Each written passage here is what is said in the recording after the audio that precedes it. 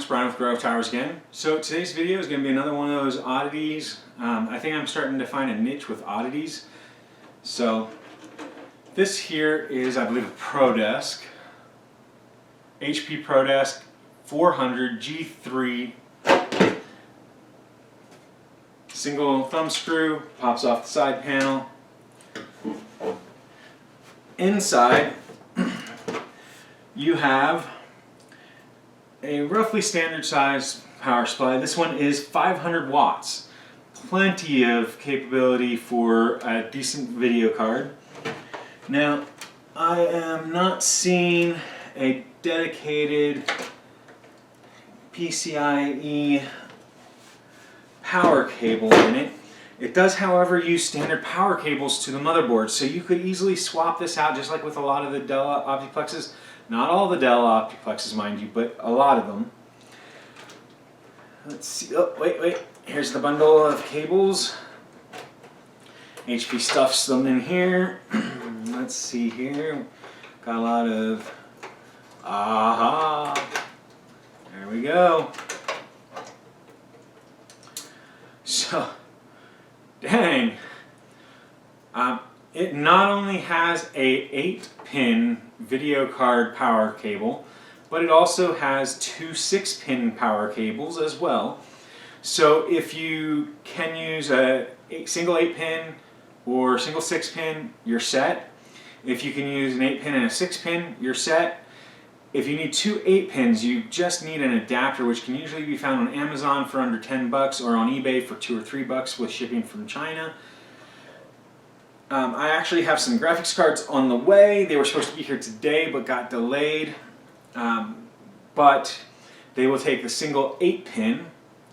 And so this power supply, being 500 watts, it should be more than capable of running this system, which, by the way, is a i3-6100. Now, if you saw the previous video, I did a G4560 upgrade with a GTX 1650.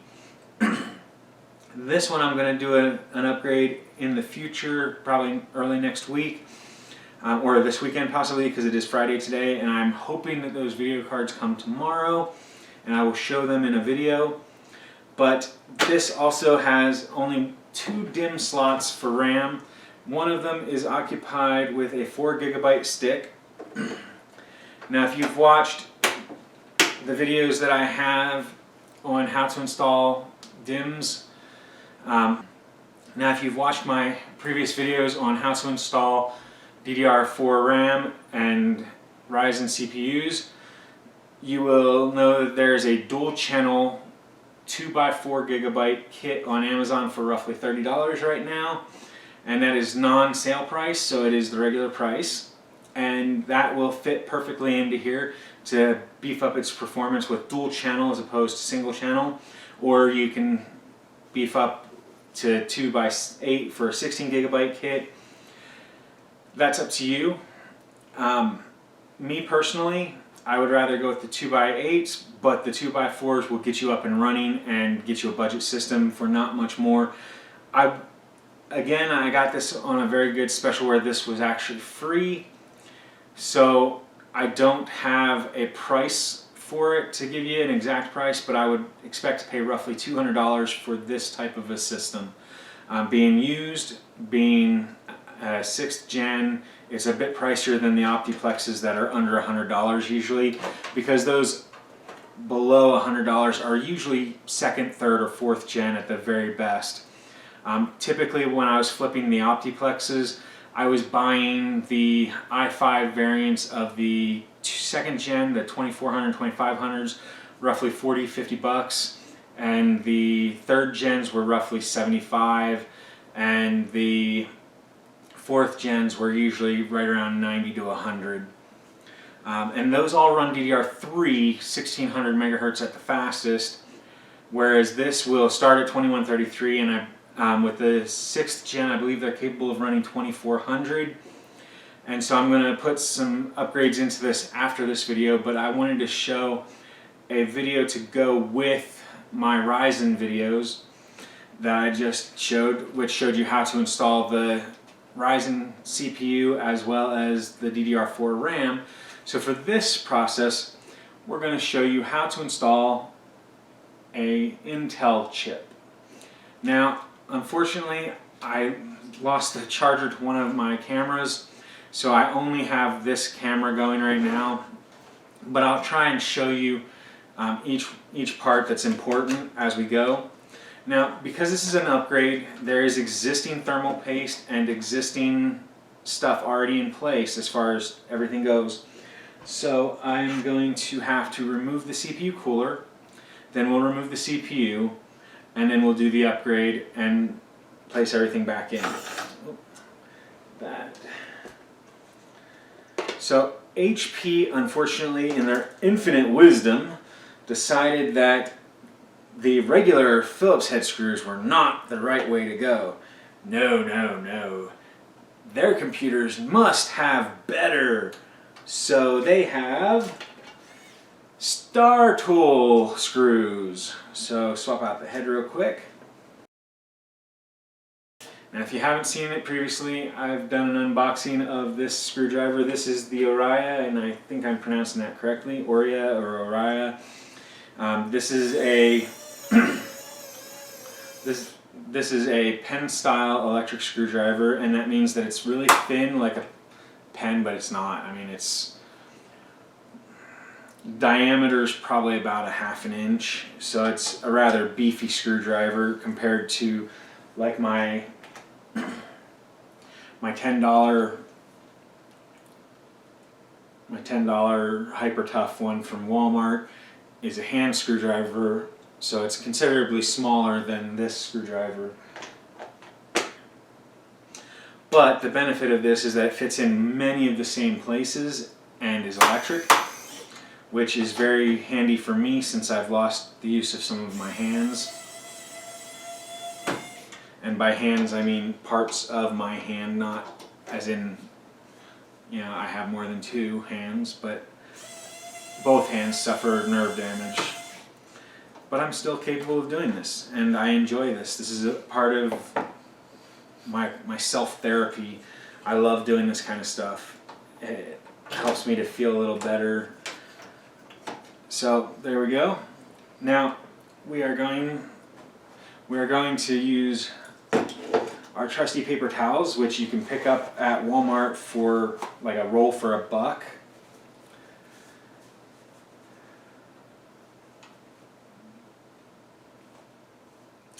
This thermal paste is not super bad because it's not like the Dell Optiplexes that you typically see where they're, you know, 8 years old and nobody's ever swapped the thermal paste.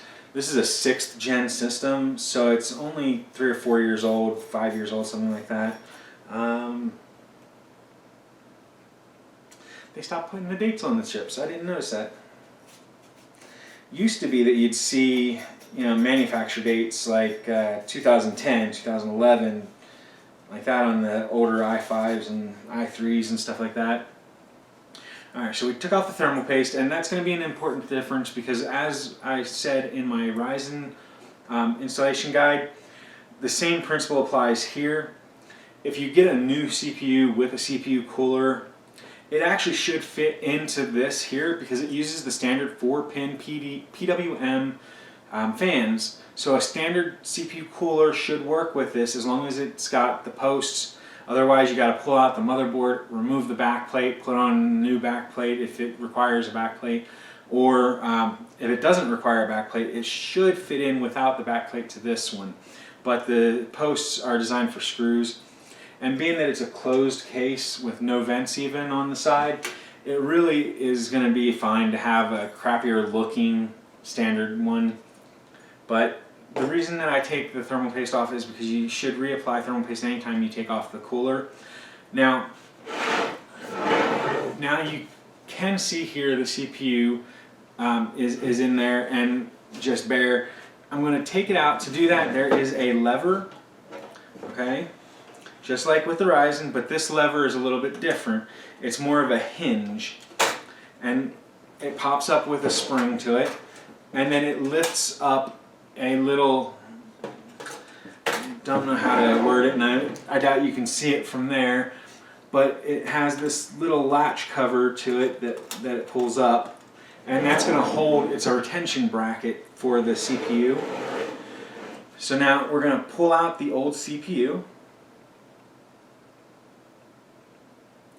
Now on these you do still get the arrow tip or golden triangle on the one tip, but you also get these little notches on a part of it, and those notches make sure that it only goes in there.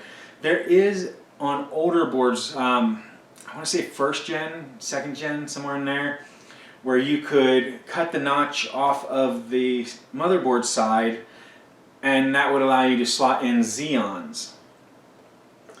So now with this, this is going to be an upgrade from an i3-6100 to an i5-6500. So speed of the individual cores is going to be a little bit lower. The i3 has dual core 4 threads at 3.7 gigahertz, and this is 4 cores 4 threads at 3.2 gigahertz.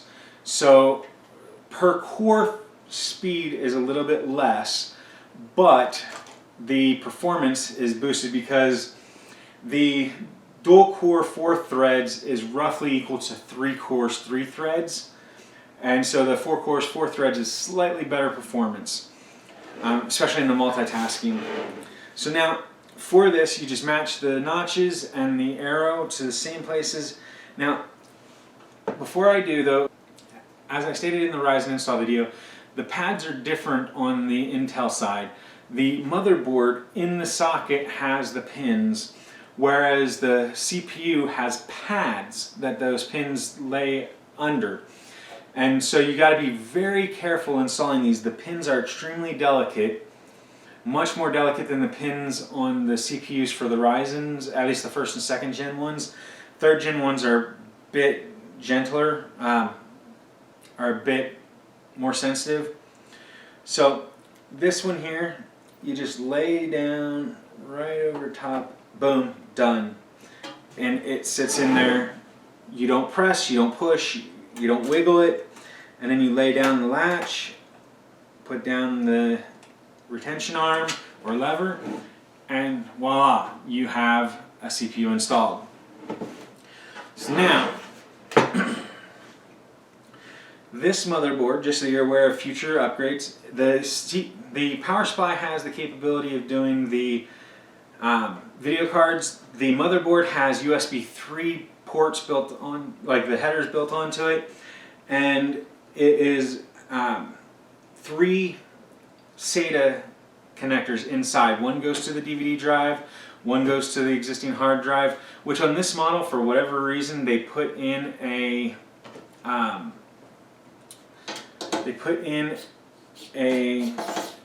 laptop hard drive, and I don't know why. Let's see here. Let's see if we can get that out real quick.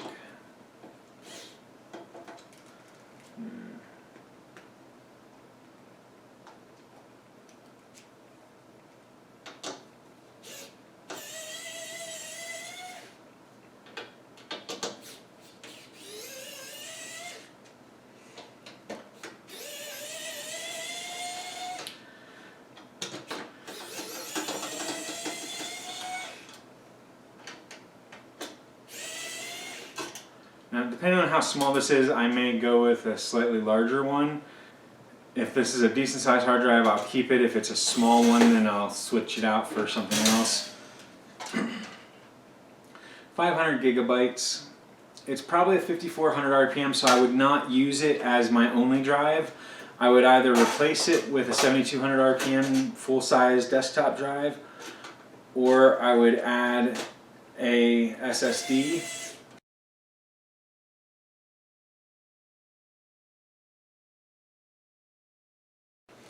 So now, unfortunately, this motherboard does not include M.2 support, which is unusual because I've seen older boards support those.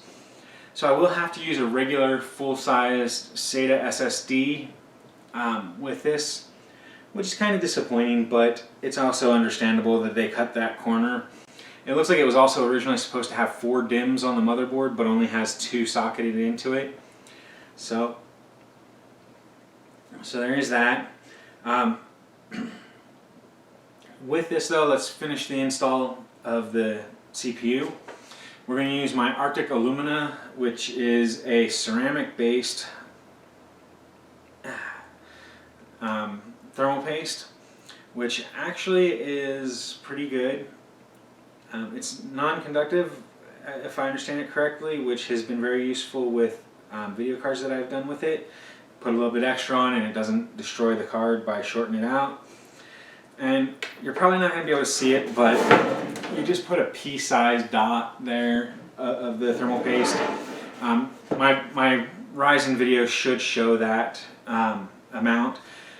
If you have a new cooler, you do not put it on because the new cooler should have the thermal paste installed already. If there's no thermal paste on the cooler or CPU, then go ahead and do it. No CPU comes with thermal paste applied except for used ones, so keep that in mind.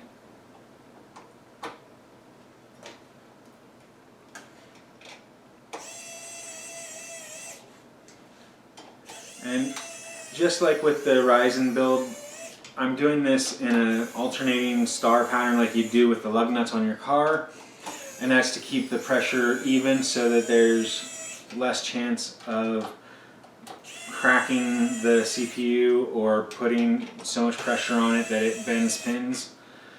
And then once it's what's called hand tight, which means that it stops turning on its own and you don't have to struggle with it, is when I stop. So, but that there is the replacement of Intel Core i chips, and it's any of them from 1st gen up to the current 10th gen. They all are the same as far as installation method. With a new motherboard as opposed to one that's in a pre-built, there will be a little tab, like a little plastic cover over the pins of the socket for the CPU. And for that, there's 2 methods that people use. One is you just open up the lever and you pop off the plastic piece, which is what I typically do. The other train of thought, or whatever you call it, is that they will often just put the CPU in, push down on it with the lever to close it and everything, and let it pop off from the pressure there. I have seen in very rare cases where that extra pressure bends pins, and so that's why I usually don't do that. I'll usually pop it out by hand, put the CPU in, close it down, and it's done. It's an extra 2 seconds of time. It's not a big deal. So, but that is the installation process of a Intel-based CPU. Now this system here is going to be part of a video that I'm going to do in the near future, probably this weekend or sometime next week, the week before Christmas. So hopefully that'll be up around Christmas time or shortly after. But overall, it's not bad. I'll also see if I can find another SSD, like a standard SSD to put in here, because it should have that. And then if you all want, comment down below if it's something that you'd be interested in, and I will see about posting it on Mercari, and we can see about selling this system, because I have no need for it. I'll probably post it for about $450 because of the fees, and it'll come out to be about $350 that I get out of it, and that'll cover the $100 on the video card that I'm going to be using, the extra RAM that I'm going to be using, the fact that I upgraded the CPU to an i5. Those are all additional costs that are going to add in a little bit, because the system with the i3 is roughly $200. It's about 80 to 100 for the i5, so you're already at almost 300 right there. And then on top of that, you've got the SSD, the extra RAM, and everything there. So anyway, hope you all enjoyed it. If you found it entertaining, informational, useful at all, make sure you hit the like button down below. If you haven't already, hit the subscribe button up here, and that way you can keep up to date on our new videos and our community section. And then, as always, if you have any questions about the products, myself, or the channel, feel free to throw them in the comment section down below, and we will get to those as soon as we're able to. So thanks for watching, everyone. Have a great day. Bye for now.